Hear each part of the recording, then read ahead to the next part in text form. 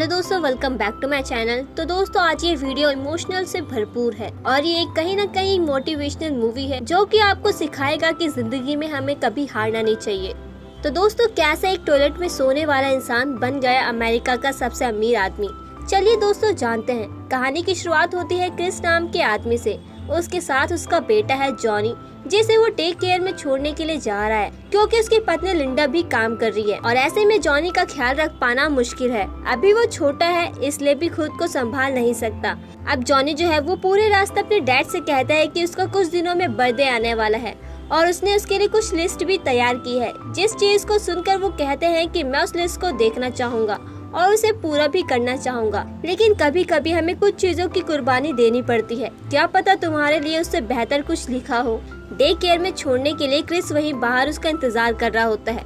इसी बीच हम उसके हाथ में एक डिवाइस बॉक्स को देखते हैं। दरअसल में कुछ दिन पहले एक डिवाइस एक्सरे मशीन बल्क में खरीदी थी जो कि ज्यादा कुछ नहीं करती, मगर उसका प्राइस जो था वो नॉर्मल एक्सरे मशीन से 3 गुना ज्यादा था। इसलिए वो हर जगह इधर उधर भटकता है ताकि कोई उसे खरीद सके, लेकिन कोई भी डॉक्टर सेम चीज के लिए इतने सारे पैसे नहीं देने वाला।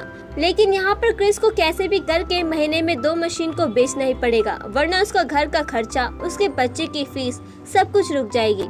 इधर लिंडा भी डबल शिफ्ट कर रही है, लेकिन वो इस चीज से तंग आ चुकी है। इसलिए वो आए दिन क्रिस को नाकामयाबी गिनाती रहती है, जिसे वो बेबस होकर सिर्फ सुनता रहता है। अब एक दिन तो उसका गुस्सा इतना हाई हो जाता है जब उनके घर पर टैक्स का नोटिस आता है, जिसे देखकर लिंडा गुस्से से लाल हो जाती है। उधर जब क्रिस घर आ रहा था तो वो देखता है कि उसकी कार जो थी वो नो पार्किंग में खड़ी हुई थी, जिस वजह से उसको उठाकर लेकर जा रहे थे। खैर घर में एंटर होते ही उस पर लिंडा का वार शुरू हो जाता है। वो तो बेचारा दिन भर भटक कर आया है, लेकिन जब इंसान के पास पैसे ना हो तो उसकी कोई भी औकात नहीं होती, ना ही घर में और ना ही बाहर। लिंडा उसे टैक्स के बारे में बताती है जो उसे सुबह ही आया था और वो कहती है कि अगले दिन जाकर इस टैक्स को भर दे। और अब जब अगला दिन आता है तो क्रिस ने उस बिल को नहीं भरा था। आखिर वो कहाँ से भरे, उसके पास तो पैसे थे ही नहीं। इसलिए वो बात को घुमाने लगता है और एक क्यूब बॉक्स को सॉल्व करने लग जाता है। उस समय फ्रेश मार्केट में आया था जिसको वो बहुत ही आसानी से सॉल्व कर लेता है। और अगले दिन जब वो अपने डिवाइस को बेचने के लिए लेकर जाता है तो उसकी नजर एक रेड फरारी पर पड़ती है, जिससे उतरते वो आदमी से पूछता है कि वो आखिर क्या करता है, जिस पर कि वो हंसते हुए कहता है कि मैं एक बैंक स्टॉक ब्रोकर हूँ। और उसके लिए जवाब कुछ ऐसा था कि उसको वापस से स्कूल जाकर पढ़ना पड़ेगा। इसलिए वो बंदा कहता है कि हर चीज में पढ़ाई की जरूरत नहीं पड़ती, कुछ लोग तो बस हुनर को पहाड़ से काट डालते हैं। अब उसके जाने के बाद क्रिस उस इमारत से आते हुए हर एक आदमी को गौर से देखने लगता है और कुछ ही देर वहीं पर खड़ा रहता है। उसने ना जाने कब आखिरी बार ऐसी मुस्कुराहट खुद के चेहरे पर देखी होगी जिस तरह से वो अभी हंस रहा है। इसलिए वो आज अपनी जिंदगी का सबसे बड़ा फैसला करता है और वो था स्टॉक ब्रोकर बनने का। यही बात वो जाकर लिंडा को भी बताता है, लेकिन वो तो उसका मजाक बनाते हुए बोलती है कि तुम बस 12वीं पास हो और सपने स्टॉक ब्रोकर बनने के देख रहे हो। जिस काम को कर रहे हो उसे पहले ढंग से कर लो। पर क्रिस ने तो सोच लिया था। अब अगले दिन जब वो अपने काम के लिए जाता है तो कुछ स्ट्रीट आर्टिस्ट के पास अपने डिवाइस को रख कर उस इमारत के अंदर जाता है और जो भी कुछ फॉर्म होते हैं उन्हें ले लेता है। लेकिन तभी उसकी नजर पड़ती है कि जिसमें वो देखता है कि कुछ लोग उसकी मशीन को लेकर भाग रहे हैं। फिर क्या था, क्रिस सब कुछ छोड़ छाड़ कर उनके पीछे भागना शुरू करता है। वो सबवे तक जाता है लेकिन कोई फायदा नहीं था क्योंकि अब तक वो भाग चुके थे। घर जाने पर लिंडा को लगता है कि उसने शायद से एक मशीन को बेच दिया है, इसलिए वो बहुत खुश हो जाती है और उसे अच्छे से बात करने लगती है। अब क्रिस ने जो एप्लीकेशन लिया है वो उसे फिल करके अगले दिन जाकर सीधा ऑफिस के सीनियर से मिलता है, लेकिन वो इतनी ज्यादा जल्दी में था कि उस फॉर्म को किसी और को देकर वहाँ से चला जाता है। लेकिन क्रिस को उम्मीद थी कि शायद उनका कॉल आ जाए, इसलिए वो उम्मीद में वहाँ से बाहर आ जाता है। लेकिन तभी उसकी नजर पड़ती है उन लोगों पर जिसने उसकी कल मशीन को चुराई थी। वो बड़ी चालाकी से उनका पीछा करता है और इस बार उन्हें बस में पकड़ लेता है और कहता है एक मशीन का जाना यानी कि मेरे 1 महीने के राशन का जाना। कुछ चीजों को चुराने से पहले कभी कभी थोड़ा सोचा करो। लेकिन अब यहाँ पर क्रिस एक दिक्कत में आ गया था क्योंकि आज उसकी वाइफ ने कहा था कि एक ना एक मशीन को बेच कर आना। लेकिन जब वो घर लौटता है तो वो देखती है कि उसके हाथ में 2 मशीन थी, जिस चीज को लेकर उन दोनों में फिर से बहस हो जाती है। और अब ये बहस सुनना इसके लिए आम बात हो गई थी। हर रोज बाहर से आकर अपने बेटे के सामने जलील होना। और अब जब कुछ सब नॉर्मल हो जाता है तो वो अपने बेटे के जन्मदिन पर उसे फुटबॉल गिफ्ट करता है जो कि उसे बहुत ज्यादा पसंद आता है। उसके बाद वो फिर से लिंडा को मनाने की कोशिश करता है, लेकिन वो उसके इस बुरे हालातों में साथ देने के बजाय वो कहती है कि मुझे अब तुम्हारी किसी भी बात पर भरोसा नहीं है और वो चाहे कुछ भी करे उससे कुछ भी लेना देना नहीं है। देखते ही देखते 1 महीना बीत जाता है, लेकिन अभी तक उसके फॉर्म का रिस्पांस नहीं आया था। इसलिए वो इमारत के बाहर खड़ा होकर उस आदमी का वेट करता है, लेकिन उसकी बात बिना सुने ही जाने लगता है क्योंकि वो बहुत ही ज्यादा जल्दी में था।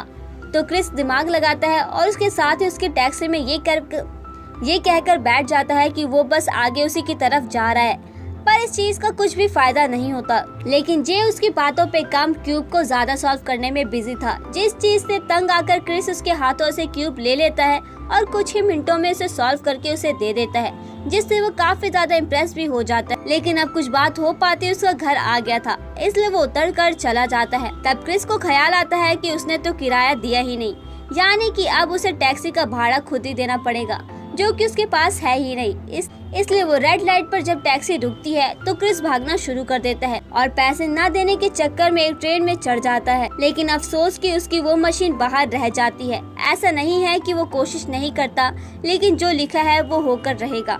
जब देर रात हो जाती है वो लिंडा को कॉल करके माफी मांगता है क्योंकि वो अपने बेटे को डे केयर से लेने नहीं गया, जिसकी वजह से उसे अपनी एक शिफ्ट छोड़नी पड़ रही थी।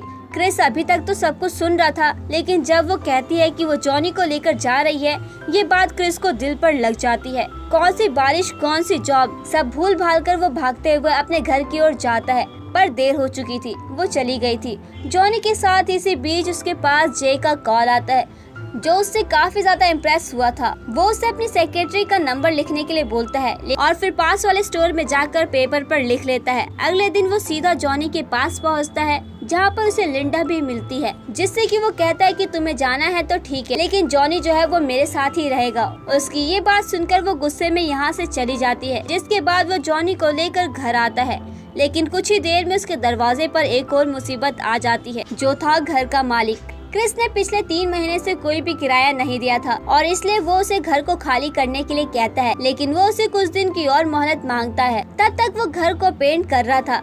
अब मकान मालिक को ये डील सही लगती है, इसलिए वो मान भी जाता है। इसके बाद अगले दिन क्रिस जॉनी को डे केयर में छोड़ने के बाद घर को पेंट करना शुरू करता है। पर दोस्तों कहते हैं ना कि जिंदगी में आफत आनी होती है तो एक साथ ही आती है। तो वहीं पेंट के दौरान उसके गेट पर पुलिस आती है और उसे अरेस्ट करके ले जाती है, क्योंकि उसने नो पार्किंग का चालान अभी तक नहीं भरा था। हालांकि वो जाकर उस चालान को भरने के लिए राजी हो जाता है, लेकिन कैश काउंटर सुबह 9 बजे खुलेगा, जिसे सुनकर क्रिस हैरान हो जाता है, क्योंकि आज 9:15 पे तो उसका इंटरव्यू है। ये बात तो उस पुलिस वालों को भी बताने की कोशिश करता है, लेकिन वो कहाँ सुनने वाला था। उसे ये लोग वहीं पर बैठाए रखते हैं। पर इस दौरान वो लिंडा से कॉल करके बताता है कि वो जाकर जॉनी को पिक कर ले, क्योंकि इस समय वो बहुत बड़ी मुसीबत में है। अब जैसे तैसे काउंटर खुलता है, वो जल्दी से चालान भर के क्रिस उसी पेंट लगे कपड़ों में इंटरव्यू के लिए पहुंच जाता है, जहां पर कि वो पहली बार उस स्टॉक ब्रोकिंग की दुनिया में वाकिफ होता है, जिसे आज तक उसने कभी नहीं देखा था। खैर इंटरव्यू शुरू होता है और सबसे पहला सवाल उसकी ड्रेसिंग पर किया जाता है, लेकिन वो इतना ऑनेस्ट होता है। वो उससे कहता है कि मैं बाहर बैठा यही सोच रहा था कि किसी भी तरह से मैं एक बढ़िया सी स्टोरी बनाऊं अपने कपड़ों को लेकर, लेकिन मुझसे झूठ नहीं बोला जाता। दरअसल में मैंने नो पार्किंग का चालान नहीं भरा था और इसलिए मुझे अरेस्ट कर लिया गया था। ये सुनकर लीडर मार्टिन काफी शॉक होते हैं, क्योंकि उनके लिए चालान जैसी चीज बहुत ही छोटी थी। पर क्रिस हंसकर बोलता है सर सबके लिए नहीं है। उसके बाद वो अपनी पढ़ाई के बारे में बताता है और बोलता है कि वो अपनी क्लास में फर्स्ट आता था। उसकी क्लास में सिर्फ 12 ही बच्चे थे। ऐसे में फर्स्ट आना कोई आसान काम नहीं है। अभी तक कोई भी इंटरव्यूअर को उसकी कोई भी चीज इम्प्रेस नहीं करती है और ये बात क्रिस भी जानता था। इसलिए वो अपनी आखिरी स्पीच देता है और बताता है कि मैं सीखना चाहता हूँ, क्योंकि उसने गरीबी देखी है और उसने अपने परिवार को टूटते हुए देखा है। पिछले 12 साल में उसने हर बार अपनी बीवी से जलील हुआ है, लेकिन फिर भी मैं सीखना चाहता हूँ। वो इंसान है जिसे अगर किसी भी सवाल का जवाब नहीं आता तो वो सीधा मना कर देगा, लेकिन वो उसके जवाब को बनाने की कोशिश नहीं करेगा। उसकी बातों को सुनकर लीडर मार्टिन पूछते हैं कि मान लो अगर तुम्हारी कंपनी में कोई इंसान सिर्फ कमीज पहनकर इंटरव्यू देने के लिए आए तो तुम उसे जॉब पर क्यों रखोगे? जिस पर कि क्रिस जवाब देता है कि शायद उसने कोई एक अच्छी पैंट पहनी हो। ये बात सुनकर सभी हंसने लगते हैं और लीडर मार्टिन उसे सिलेक्ट कर लेते हैं। पर ये तो अभी शुरुआत है, कुछ दिन में देखिए क्या क्या होता है। घर पहुंचकर वो देखता है कि लिंडा वहाँ पर पहले ही मौजूद है और वो उसे सब कुछ बताता है, पर अभी भी वो उसे काबिल नहीं समझती और कहती है कि वो अपने बेटे को लेकर जा रही है। लेकिन क्रिस ऐसा करने से मना कर देता है। जॉनी को अपने पास रखेगा तो लिंडा वहाँ से रोती हुई घर से बाहर निकल जाती है। अब अगले दिन क्रिस अपने सामानों को लेकर एक सस्ते होटल में रहने के लिए चला जाता है, क्योंकि अभी भी उसने रेंट के पैसे का कोई भी जुगाड़ नहीं किया था। अब एक दिन जॉनी और क्रिस साथ में होते हैं और इसी दौरान जॉनी कहता है कि मुझे एक वॉलीबॉल प्लेयर बनना है, तो उसके डैड बोलते हैं कि वो तो तुम कभी नहीं बन पाओगे, जिससे कि वो नाराज होकर बैठ जाता है और बॉल को फेंक देता है। तब क्रिस उसके पास जाकर $1 मिलियन की सलाह देता है और वो बात ये थी कि बेटा कभी भी किसी को ये मत बताना कि तुम ये काम नहीं कर सकते और सबसे यही कहना कि हाँ ये काम मैं बहुत ही आसानी से कर सकता हूँ और उस काम को पूरा करके दिखा देना। अब कुछ दिनों के बाद एक मशीन को बेचने के बाद उसे कुछ पैसे मिल जाते हैं, जिससे कि वो जॉनी के डे केयर की फीस भर देता है और वहीं उसकी ट्रेनिंग भी शुरू हो गई थी, जहाँ पर कि एक टीचर उन सभी लोगों को बताता है कि सीनियर तुम में से सिर्फ एक आदमी को चुनेगा। एक बारी तो एक इंसान के 97% मार्क्स आए थे, पर फिर भी वो फेल हो गया था, क्योंकि सब कुछ एग्जाम नहीं होता, उन्हें खुद भी कुछ करना आना चाहिए। तुम्हारे अंदर वो हुनर होना चाहिए जिससे तुम बड़ी से बड़ी डील को क्रैक कर सको, जिस चीज के लिए क्रिस को बहुत ही ज्यादा मेहनत करनी पड़ेगी, क्योंकि उसके पास ना तो कोई अच्छी पढ़ाई है और ना ही उसको इस काम के बारे में ज्यादा पता है, और ऊपर से उसके काम के समय में उसका टीम लीडर उसे अपने घरेलू काम भी करवाता है, जिससे कि उसका टाइम जो है वो कम हो जाता है। लेकिन ऊपर वाले से शिकायत करने के बजाय वो खुद ही सॉल्यूशन निकालता है, जिसका नाम है हार्डवर्क। उसके टीम मेंबर वालों ने काम को 9 घंटे में पूरा करते थे, लेकिन वही क्रिस उस काम को 6 घंटे में करता था। वो इस दौरान पानी तक भी नहीं पीता था, कहीं उसे वॉशरूम ना जाना पड़े, जिससे कि उसका टाइम वेस्ट हो जाएगा, और ऊपर से उसे जॉनी को वापस डे केयर से लाना भी पड़ता है।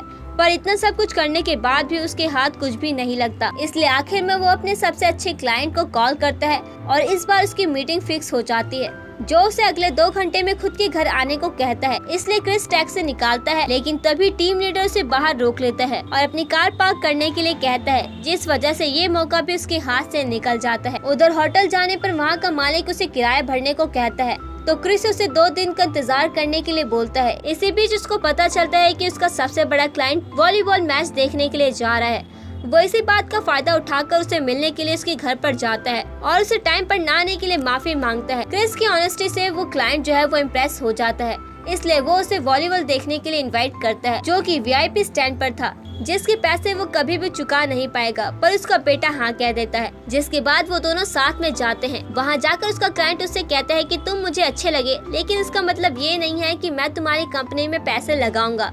अब ये सुनकर क्रिस का दिल टूट जाता है, क्योंकि ये डील उसके हाथों से निकल गई थी।